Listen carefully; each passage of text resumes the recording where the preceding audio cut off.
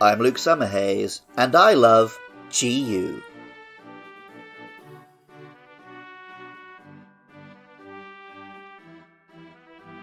The ancient Chinese capital cities, and the Japanese cities which were based on them, were built very deliberately to align with the four cardinal directions.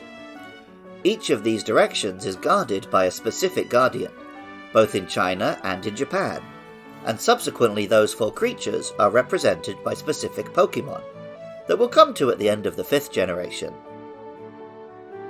The four perils, on the other hand, are not as firmly established as the four guardians, with various depictions being completely different, and with the group never directly being translated to Japanese mythology. This makes it interesting that Chi-Yu appears to combine a Chinese mythological monster, one of the four perils, with an ancient Japanese artifact.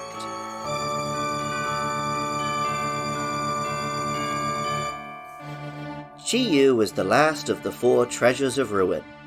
It appears to be a goldfish made of flames, with big round bead-like eyes circled by other curved gems. As the body is made of fire, and the eyes are only gems hovering above the surface, Chi-Yu essentially has no features.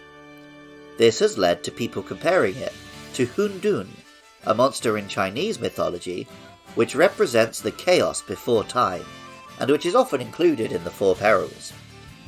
This monster is depicted as a torso, with limbs and wings, but no head or facial features, and Marvel fans may recognize it as one showed up in the movie Shang-Chi. This might seem like a little bit of a stretch, and I agree, but there are connections.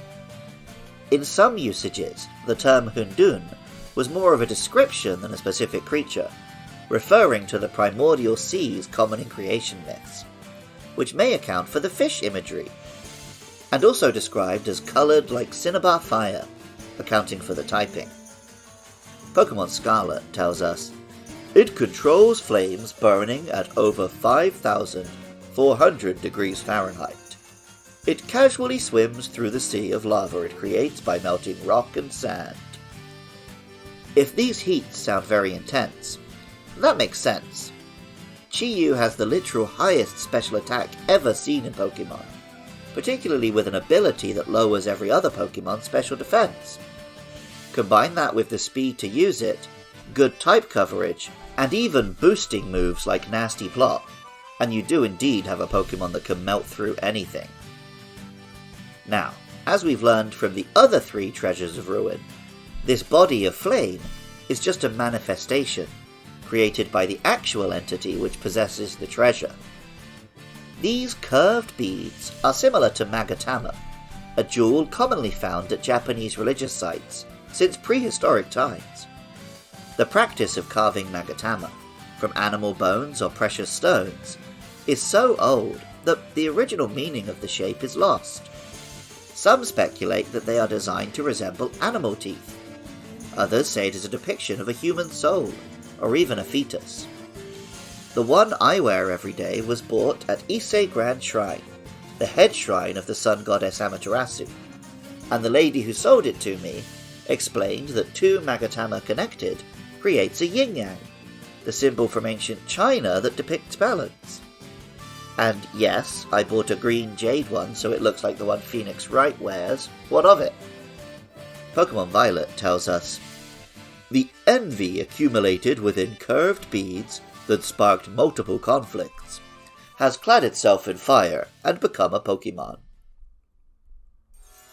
The Imperial Throne of Japan has 3 treasures, which we talked about when discussing the Lake Guardians, Mesprit, Uxie, and Azelf.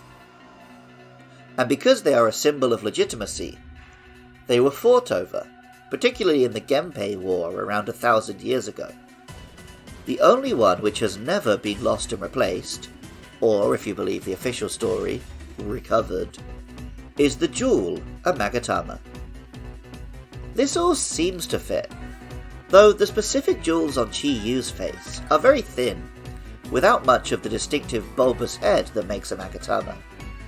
Now, throughout Japanese archaeology, there are differing shapes, particularly in prehistoric times when manufacture was more crude. Nonetheless, it does make me wonder if this is really a Japanese Magatama, or instead a similar but different Chinese curved jewel like a pig dragon, which would fit better with the other treasures being explicitly Chinese in origin. It might be a moot point anyway, with so much of Chinese and Japanese culture being exchanged throughout history, and with the curved jewel being a rare case of something both cultures share, but which all evidence suggests originated on the Japanese islands. As with the other treasures of ruin, Chiyu's name comes from two Chinese words. Jiyu is Chinese for koi carp, while Yu is Chinese word for jade. The Japanese name, Yu, uses the more generic Chinese word for fish. When I first saw the 4 treasures of ruin, I didn't get them. Combined with the laborious task of finding all the stakes I needed to release them, I wasn't the biggest fan. As I've researched them for this podcast, I understand the legacy of stolen Chinese artifacts which links them to Paldea. I see the complex origins in Chinese mythology, and I appreciate their raw power. I get it now. Music for Luke Loves Pokemon is composed by Jonathan Cromie. Artwork for the show is by Katie Groves. Writing, producing, and editing is by me, Luke Summerhays, while funding is provided by lovely listeners at patreon.com/podcastios.